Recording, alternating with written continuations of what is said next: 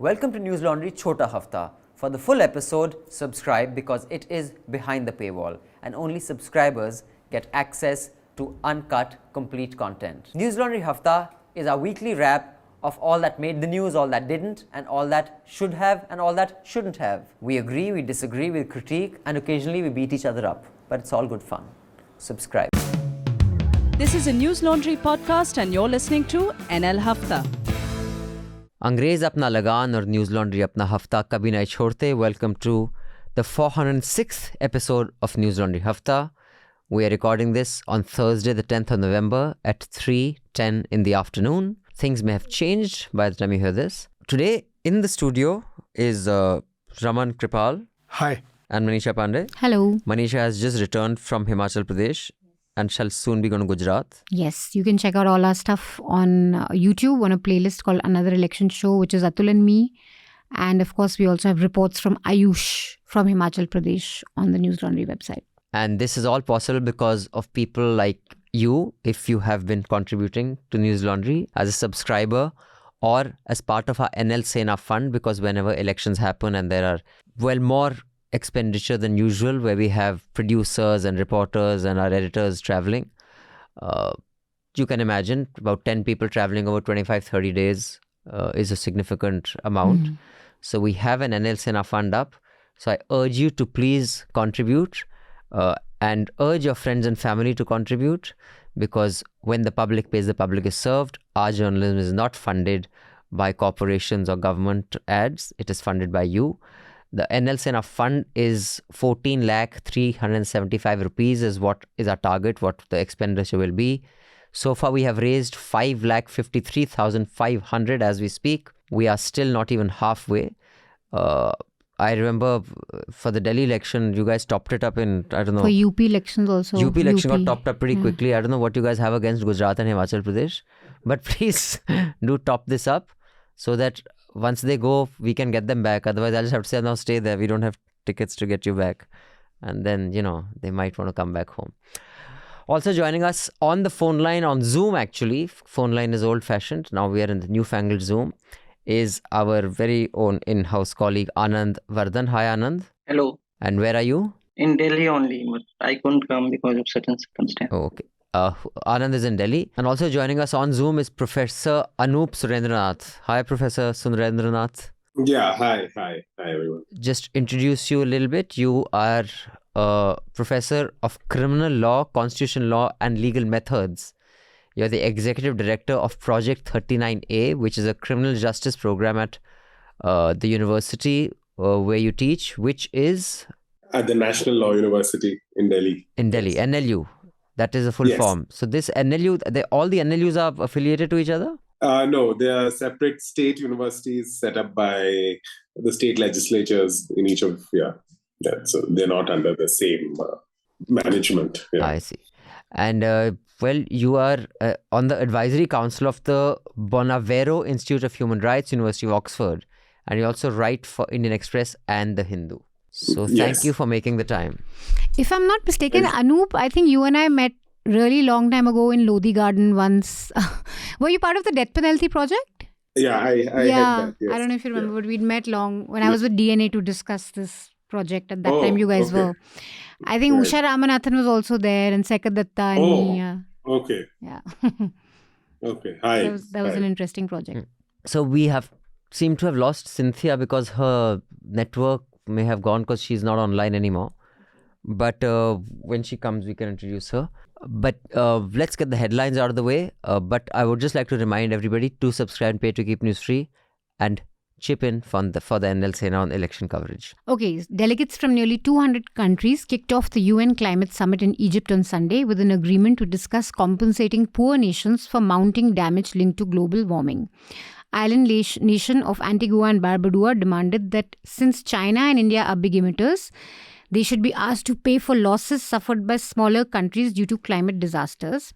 Both China and India responded and said that they are willing to help, but the main responsibility still lay with the developed world. I agree. A constitution bench of the Supreme Court on Monday, in a 3-2 majority decision, upheld the validity of the 103rd constitutional amendment, which provides 10% reservation in government jobs and education institutions to the EWS section of society, which is the economically weaker section. DMK has filed a review petition against the EWS quota. Shiv Sena leader Sanjay Raut walked out of the Arthur Road jail hours after being granted bail in a money laundering case filed by the ED. The special court said that he was arrested for no reason and the arrest was illegal. And we had a lot of channels pointing fingers at him, already declaring him a criminal. I wonder if they made a note of this observation. No, but some of the channels were actually very outraged that he's been let off and he's getting a hero's welcome. Succeeding the CJI UU Lalit, Justice D.Y. Chandrachud took oath as the 50th Chief Justice of India. There was a lot of halla around Narendra Modi skipping the oath. He was in Himachal Pradesh in a rally. So I'm just curious. So it's unprecedented for the Prime Minister to skip the oath taking of the Chief Justice? It was, I think someone said it. He has done it in the past also. He was there for UU Lalit. I see. I guess the president has to be there. That's the most important person. Yeah, but this is going to be a long... I mean, this is administering the oath, so it's going to be a 2-year stint. So that's a long stint. The ruling DMK has urged President Draupadi Murmu to sack Governor R.N. Ravi, alleging that he has violated the oath he took under the constitution and levelled a series of allegations against him. The CPIM-led government in Kerala, meanwhile, decided to introduce an ordinance stripping Kerala Governor Arif Mohammed of the post of Chancellor of State Universities. And even there's a governor in Telangana. She is also in news because she is sitting over 20 legislation, which the cabinet had passed, and she is taking her own sweet time. Both CPM and KPCC have come out against the Kerala governor's outburst towards the media and for expelling 2 television crew from his media interaction. In fact, I saw that outburst of Arif Mohammed where he says they are biased and they are this and they have done. I was like, okay, if that's the case, then I guess all the media should be out in the cold. Union Minister Nitin Gadkari on Tuesday said the country is indebted to former Prime Minister Manmohan Singh for the economic reforms. Yeah, this is significant because every now and then Gadkari says something that clearly will not be appreciated by Mr. Modi. I don't know why he does this. No, but I think Modi also to some extent gives credit to Manmohan. He will never make a public statement like this. I don't think. I've never heard that. But he never. But he did. I mean, on his birthday, he'll say something nice or on some. But just out of the blue like this. But he did go to Manmohan Singh sometimes, twice before he became. When he became the Prime Minister. The Bharatiya Janata Party on Thursday released the first list of 160 candidates for the 182-member Gujarat Assembly elections. This includes Ravindra Jadeja's wife, Rivaba Jadeja, and Hardik Patel. Is Ravindra Jadeja still on the Indian team? Who? Ravindra Jadeja? He doesn't play anymore. I don't think. No, he does play. Okay, but he's not on the team. He's not there. Nationalist Congress Party Chief Sharad Pawar and former Maharashtra CM's son Aditya Thackeray will join the Congress's Bharat Jodo Yatra on November 11th. This is what the Congress leader Ashok Chavan said on Wednesday. And Ashok Chavan also joined, right? Because there was speculation that he may not join the Yatra. And Prashant Bhushan and Yogendra Yadav were seen walking. Our reporter Tanishka is on the spot. Yeah, she's there. She'll be sending some reports, so do contribute. So in fact, I saw was it my imagination or when Yogendra Yadav and Prashant Bhushan started walking, Rahul started walking a little faster? No. Oh, no. Okay. he was seen chatting very seriously with PBM. I thought he at was least. trying to run away. It will now be mandatory for television channels to show content of national importance and social relevance for 30 minutes every day. So we'll know more of what Modi ji is doing for the nation. So let's see if the news channels also follow this. Or do they assume they're showing... No, they assume that they have been showing it throughout the day. Correct. 24/7. I was wondering. In one of the biggest tech layoffs of 2020, Facebook's parent Meta Platforms Inc. said that it will let go of 13% of its workforce. 13? Wow. Yeah. And this comes after Elon Musk fired about 90% of its staff, Twitter staff in India. Yeah.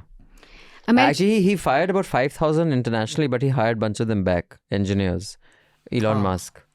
10% of 8 to 10% of them. American voters delivered a mixed mandate in the midterm elections held on Tuesday, giving an edge to Republicans in the Congress, but bucking predictions of a red wave.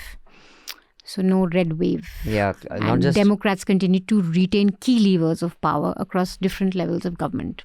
No, and not just no red wave. It seems that in all likelihood there's going to be a runoff to decide the Senate. A runoff is basically if neither of them get 50% vote, then a re-election happens and then whoever can get 50%, because I think they've No, there's the third player. I think 51.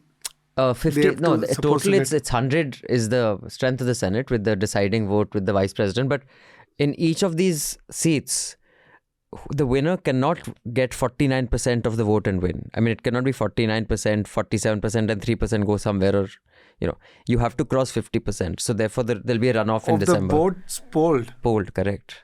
So therefore, there'll be a runoff in one of them. So right now they're at 49, 48. So it'll only be decided by December. But this is huge because it was predicted that they'll be completely... Republicans are going to sweep.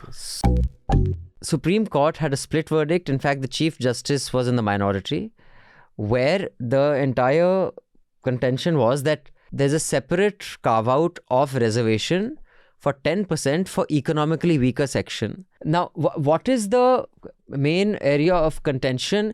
Where do the two dissenters disagree with the other three, and where do they not disagree? To basically deciding the validity of an amendment to the Constitution, which is the 103rd Amendment. So they were amending the Constitution and inserting new provisions into Articles 15 and 16 of the Constitution to provide for reservations for economically weaker sections. And they were basically, as you rightly said, they were excluding beneficiaries that were already identified in the Constitution, right? So, and the whole test was, the question before the court was, is Parliament, does it have the power to bring in such an amendment, right? And I'm sure many of you would have heard the word basic structure thrown about in trying to decide whether this is valid or not. And just, and then please tell me if this is getting too technical, and I'm going to try myself not to be. Look, there are different tests that the court runs when you are, let's say, testing a normal legislation, right? So if you were, let's say, if you were trying to test the constitutional validity of the Right to Education Act, the court has to do a certain bunch of things, which is very different from when the court is testing the validity of a constitutional amendment, right? And the assumption in law is that Parliament is exercising very different powers when it's amending the Constitution as compared to just making normal law, right? All five judges agree that it is acceptable for Parliament to bring in reservations for economically weaker sections, right? On that very broad point, there is agreement, right? But where there is disagreement, right, and the disagreement is in its sharpest for the exclusion of SCSTs and OBCs from this EWS reservation through this new article or this new provision that they have introduced. And that's where the disagreement is the sharpest, right? And I'll come back to the reasons for that. If the court's logic is that we should look at what a certain group already has, and their logic seems to be that if a measure has been taken in their favor already, you cannot add on to that measure, right? Which seems to be the logic. And by that logic, I would think that the argument that you were proposing might hold more water than it should. Yeah. Right? Right? Actually, that could open a completely new can of worms. I can think of many bizarre ways it can be applied, actually. It will completely skew the buckets, already existing buckets, which have been functioning and have been litigated about and, brought about a lot of positive change and affirmative actions for a lot of sections. By introducing this, it will completely skew what was the constitutional intent. And for that reason, I believe they said that the only question is, does it affect the structure of the Constitution, the basic structure?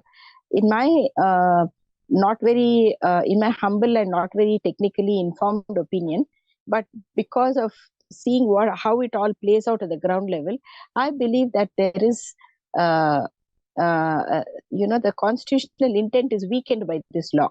And what originally was the intent of, as the earlier speaker, Professor Surendranath, I believe it was, said that it's to enable representation and presence definitely that, in fact, that's the whole point, that whether it's in the parliament or in the panchayat, or whether it's in a university or in jobs, the fact is that the privileged have continued to rule the roost, even now, even 70 years, 75 years after reservations have been kicking in. So therefore, there is a large gap, a backlog, and the constitutional intent hasn't actually been brought into reality. That we see all that, and it is in such a context, it's a misuse in a sense of powers to bring in this legislation and even take away whatever little is available for those who are not represented, and so on. There are two aspects to this issue. One is constitutional intent. The second is political intent. The constitutional intent was this, that people who who have suffered inequality at the social level for years, for centuries, hundreds of years. So they should be given some kind of reservation. They should be given good education, reservation in education, plus in the government jobs. And it was Ambedkar had put it for 10 years, which can be extended for another 20 years, so 30 years. And I remember as a student of political science also, 35 years ago, class and caste. It was a very old, debate whether caste should be, substituted with class or not. So this debate was on, but there's very little data to go with the class as stratification in our society. Social stratification, yes, we know about the caste, and that was quite possible.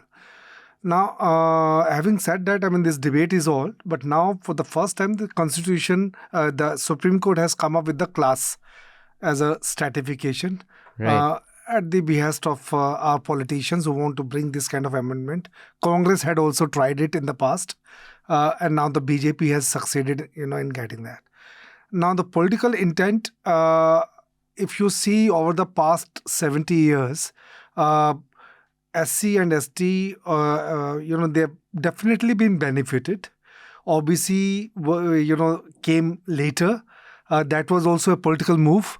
And I think the regional parties in particular have made the, most of it politically. I mean, they have wooed these OBCs and they have won elections on the basis of that. You can check Uttar Pradesh and Bihar have that kind of history. And I feel that practically, if you look at the, in education sector, maybe they will be benefited, but in government jobs are shrinking. So there's some interesting data to consider on this. I'm reading this from Nitin Kumar Bharti's paper, Wealth Inequality, Class and Caste in India.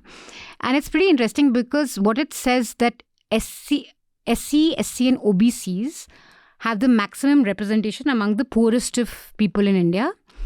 And in the general class, it's the Muslims that have maximum representation. Economically weaker. And Rajputs, Brahmin, Baniya, Kayats are least represented amongst the poorest and are overrepresented among the rich. So actually, if this law is implemented, and it's a secular law, which means that it's going to apply to everyone in the general category, then Muslims are likely to benefit the most. But you also have to ask the question that what Anup was mentioning, that if, according to this data at least, and this is on the NFHS data 2005-06, scheduled tribes are most represented among the poorest in India. So if you're designing a law for the economically weakest sections in India, why is the one tribe or one segment, which is the scheduled tribes, exempted? Because they are the poorest. They are the poorest of the poor. So then you have a law for the poorest, but you take out the poorest. So I think that is a logic that needs to be kind of debated or explained. But to my mind, for general categories, I mean, this could be really good for Muslims because they, purely data-wise, they're the maximum in terms of representation in the poorest. BJP is hearing you. They are quickly reconsidering. But depends on how. They have already gone for past mandas. But depends on how it's going to be implemented on ground and what are the finer points of it.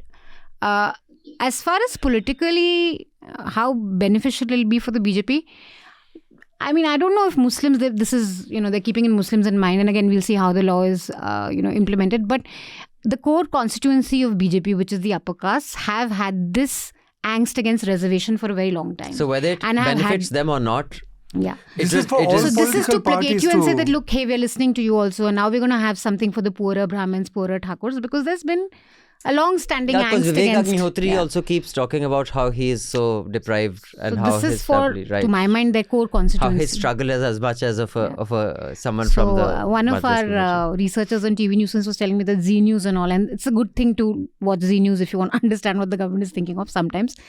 So he started off the show, the guy who's replaced Sudhir, that आप बचपन से आप पढ़ते आ रहे हैं गरीब ब्राह्मण की कहानी, टेक्स्ट बुक में भी होते हैं गरीब ब्राह्मण, तो we have to give EWS. So there's historical proof that there's poor Brahmins.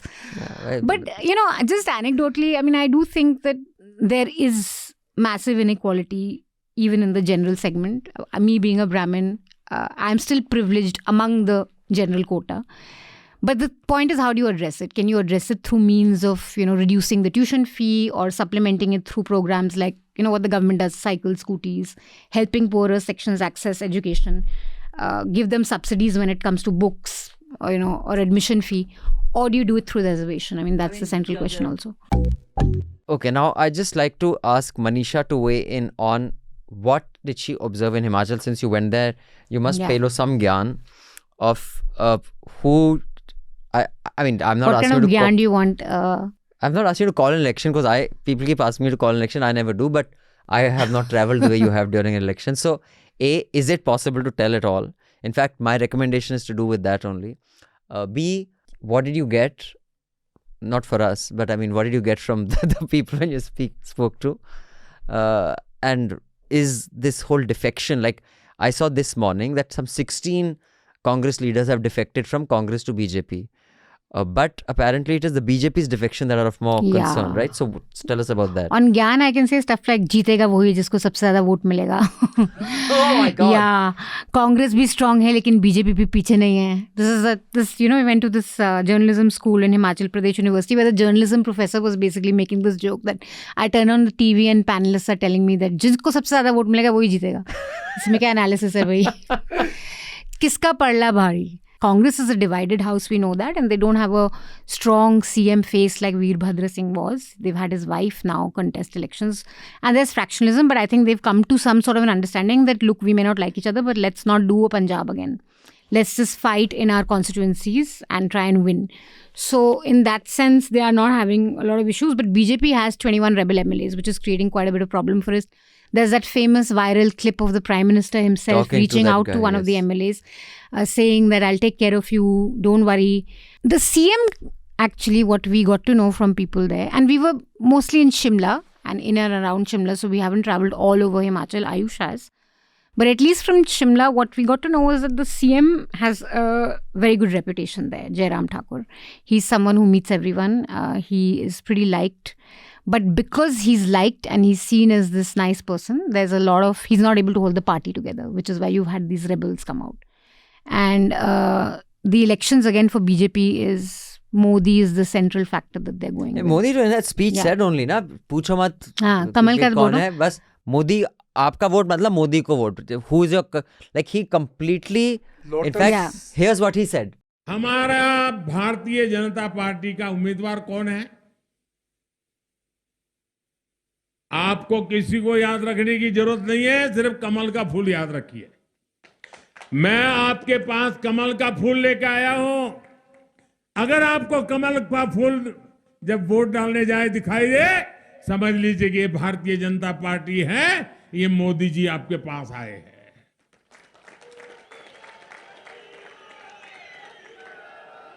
आपका एक एक कमल के फूल पर जो वोट पड़ेगा, वो सीधा मोदी के खाते में आशीर्वाद के रूप में आएगा. So which basically completely dismisses all the wisdom our founding fathers had said, federalism, why state governments matter. Their entire pitch is forget who is the candidate, forget your vote is to Modi, and your state can only succeed if double engine sarkar. That means center and state has to be together, otherwise fuck it. It's Nothing's an happening. assembly election, and in assembly election, the local issues play hell of a lot.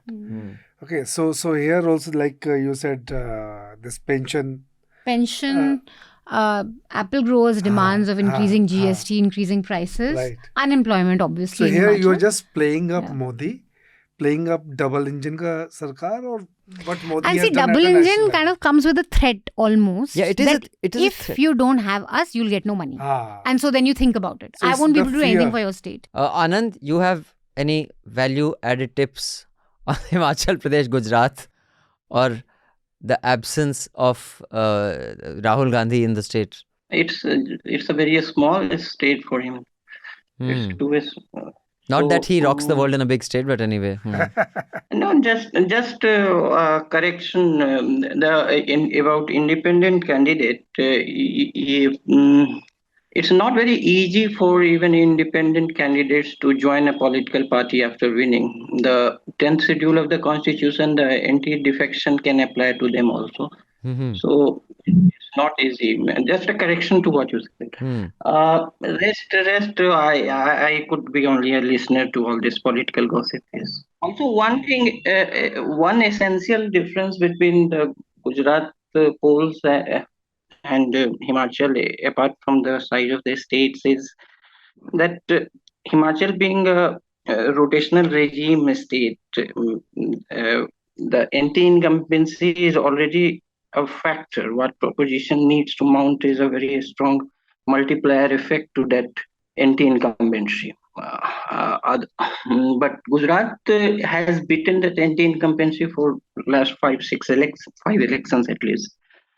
So there's just anti-incumbency is not sufficient, and Congress in last say 10-12 years, its most impressive campaign was in Gujarat 2017.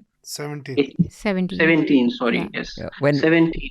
I think it might have won MP, Chhattisgarh, Rajasthan, but its most credible campaign was in Gujarat. they got some 70 odd seats, right? 77 or something. 77. 77, and these guys got some 90 92. something. Yeah, and then they, of course, later broke. They, I think they lost momentum after that because of some desertions.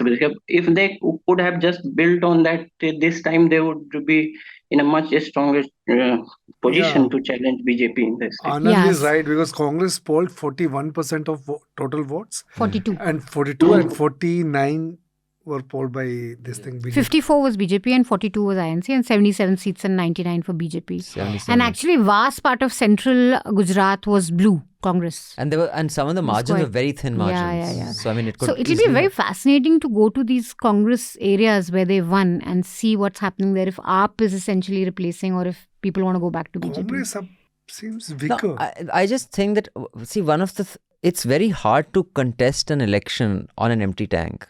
You see, the 10,000 1 crore each worth bonds sold, 10,000 crore is not a joke, yeah. Just now they closed and they're still not hearing the electoral bonds case. And no one has the guts to give money to anybody else here. Yeah. They are bloody raiding anyone who is seen as supporting any bloody even media outfit you don't like. So, it's just so warped. All of you listening in, the Chhota Hafta, do subscribe so you can listen to the entire Hafta. We will see you again next week with the Hafta. Till then, subscribe, pay to keep news free, because when the public pays, the public is served. When advertisers pay, advertisers are served. Thank you. Goodbye. All the News Laundry podcasts are available on Stitcher, iTunes, and any other podcast platform. Please subscribe to News Laundry. Help us keep news independent. To catch all our podcasts on news, pop culture, current affairs, and sport, visit newslaundry.com. Follow us on Facebook, Twitter, and Instagram, and subscribe to our YouTube channel.